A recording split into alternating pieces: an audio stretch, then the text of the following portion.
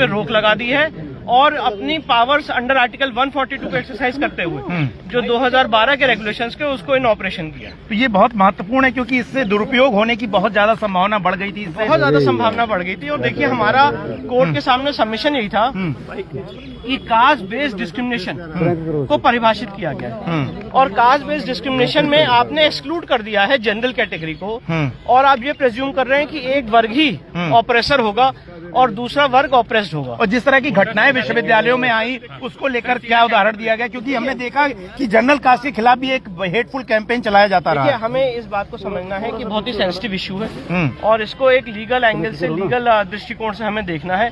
उसी लीगल दृष्टिकोण से हम इस मामले की पैरवी कर रहे हैं। सबसे इम्पोर्टेंट बात यह है, मैं आपको जिसमें बता दूं कि आज यूजीसी रेगुलेशंस को सुप्रीम कोर्ट में चुनौती दी गई थी, जो नए नियम लाए गए हैं और सेक्शन 3(1)(c) को चुनौती दी गई थी जो कास्ट बेस्ड डिस्क्रिमिनेशन को डिफाइन करता है। सेक्शन 3(e) को डिस्क्रिमिनेशन की प्रोविजंस ऑलरेडी हैं। सेक्शन 8(1)(b) और 8(1)(e) को भी डिफाइन उनको चैलेंज किया गया था। और जब ये सारी बातें सुप्रीम कोर्ट के सामने रखी गई, सारे पक्षों को सुनने के बाद, सॉलिसिटर जनरल ऑफ इंडिया को सुनने के बाद, इंदिरा जयसिंह को सुनने के बाद और हमारे पक्षकारों को सुनने के बाद माननीय सुप्रीम कोर्ट ने आज यूजीसी रेगुलेशंस जो नए नियम लाए गए हैं उन पे पूर्णतः रोक लगा दी, उनको अभ्यास में रख दिया है और जो पूर्व के यूजीसी रेगुलेशंस 2012 थे उनको प्रभावी किया है अपनी पावर्स अंडर आर्टिकल 142 को एक्सरसाइज कर। केंद्र सरकार का क्या रुख रहा है, क्या उसने याचिका का विरोध किया या क्या कहा इस पर? सरकार ने कहा कि ये कॉन्स्टिट्यूशनल इशू है और इसको एग्जामिनेशन इसका होना होगा, जब इसका एग्जामिनेशन होगा तब वो अपनी बात रखें। Thank you. चलिए, तो ये आपने सुना यहाँ पर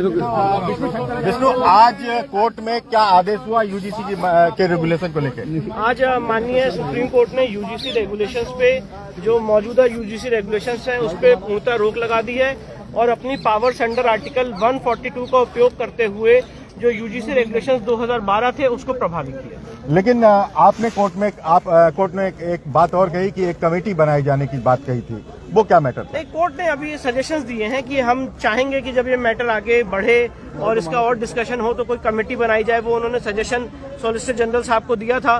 तो आज तो कोर्ट ने जो हमारी तीनों रिट याचिकाएं थी जो और हमारे पक्षकारों ने भी दायर की हैं, राहुल दीवान की तरफ से याचिका दायर हुई है, अनुभव पांडे, रूबल पटलिया, संजय दीक्षित, इन सारी याचिकाओं पे कोर्ट ने आज नोटिस जारी किया है और यूजीसी रेगुलेशंस पे पूर्णतः रोक लगाई। एक टिप्पणी भी कड़ी की थी कि उन्होंने लगता है कि 70 साल बाद भी हम इस डिस्क्रिमिनेशन को आगे बढ़ा रहे हैं, रिवर्स करना चाहिए। जी बिल्कुल, आज कोर्ट ने ये भी बात कही कि ये जो रेगुलेशंस आए इससे मामला और बिगड़ने की तरफ जाएगा, क्योंकि हम एक सोसाइटी ऐसी बनाना चाहते हैं जिसमें टोटल कास्ट बेस्ड डिस्क्रिमिनेशन खत्म हो। और जिस तरह से हॉस्टल्स के बारे में बात कही जा